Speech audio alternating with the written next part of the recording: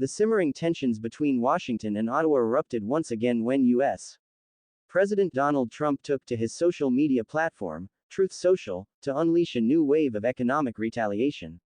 Welcome viewers to my channel. Please subscribe, like my video and turn on notifications so you don't miss our next update.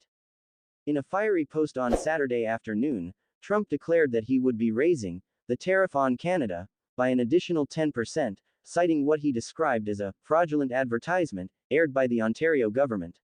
The ad, which allegedly manipulated a speech by the late U.S.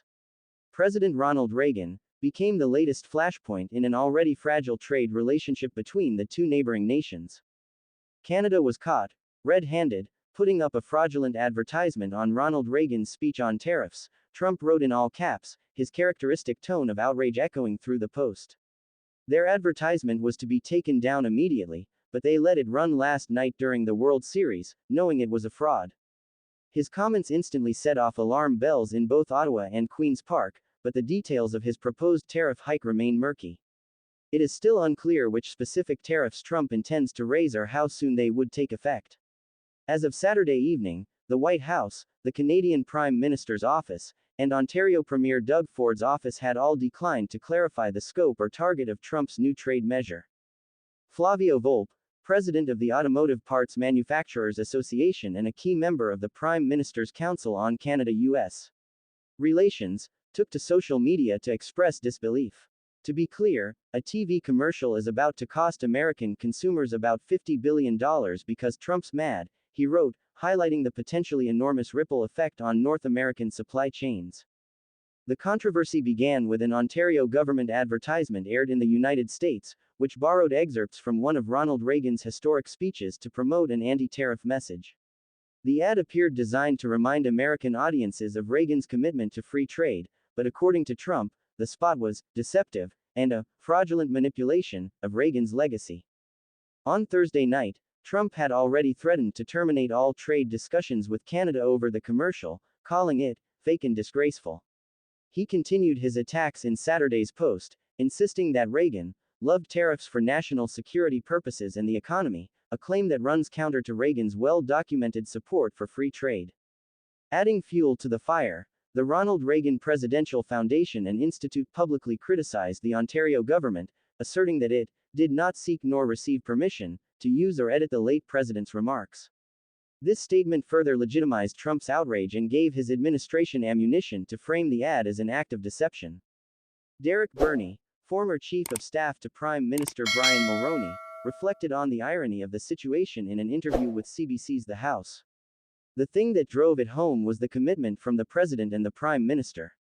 Nobody in America is in any doubt about Ronald Reagan's views on tariffs, he said, recalling how Reagan and Mulroney's personal friendship had once led to the creation of the original Canada-US Free Trade Agreement in the late 1980s. Ontario Premier Doug Ford, attempting to de-escalate the rapidly growing diplomatic row, announced on Friday that his government would pull the advertisement from U.S. airwaves after the weekend, though millions of viewers were still expected to see it during that night's World Series broadcast. The Canadian Chamber of Commerce swiftly condemned Trump's tariff threat. Its president and CEO, Candice Long, warned that tariffs at any level remain a tax on America first, then on North American competitiveness as a whole. In a statement to CBC News, she urged both nations to seek a diplomatic solution, emphasizing that a stable and fair free trade zone is fundamental for both our countries.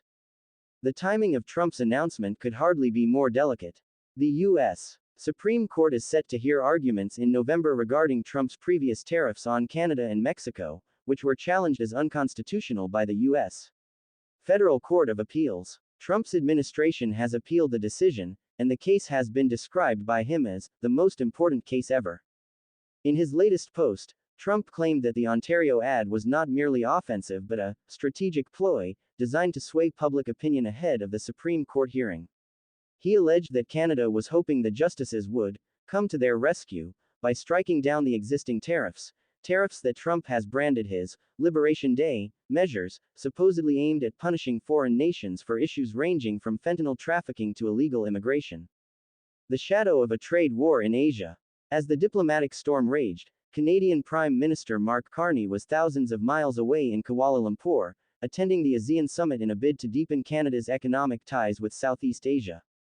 The irony of the situation was not lost on observers. While Carney was promoting trade cooperation abroad, his country's most important trade relationship was once again on the brink of collapse. Trump himself is scheduled to arrive at the summit on Sunday, raising speculation about whether the two leaders might cross paths amid the mounting tension. So far, Carney has refrained from commenting directly on Trump's latest threats. However, when the U.S. president first announced the suspension of trade talks on Thursday, Carney briefly addressed reporters in Ottawa, offering only a measured response that Canada remained committed to open dialogue and fair trade practices. A familiar cycle of drama. For many in both countries, Trump's announcement feels like a return to the chaotic trade battles of his previous term, when tariff wars, retaliatory measures, and diplomatic insults frequently dominated headlines. Yet this latest clash carries an extra sting, because it isn't over steel or aluminum or auto parts, but over a single television commercial. Still, as history has shown, even symbolic provocations can trigger tangible economic shocks when political egos and nationalist sentiments collide.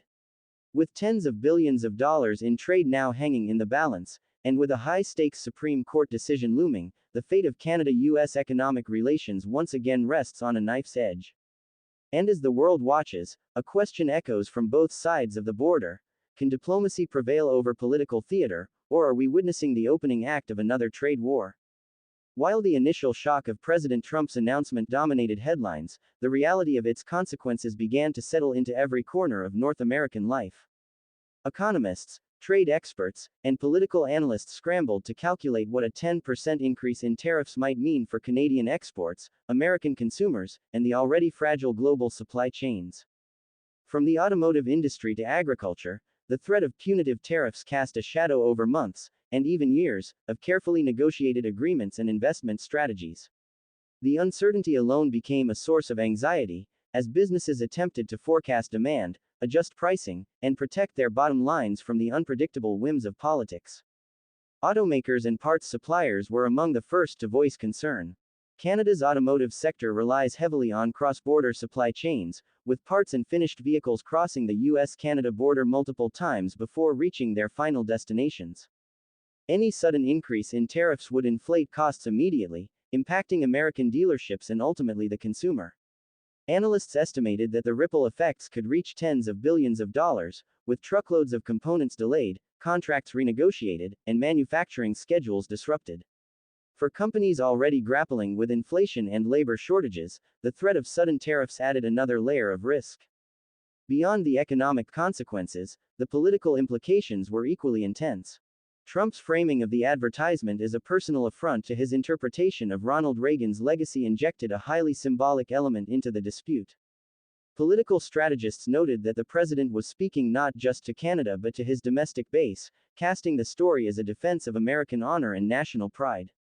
In doing so, he fused trade policy with cultural politics, transforming what might have been a technical dispute over advertising and intellectual property into a deeply emotional nationalistic narrative.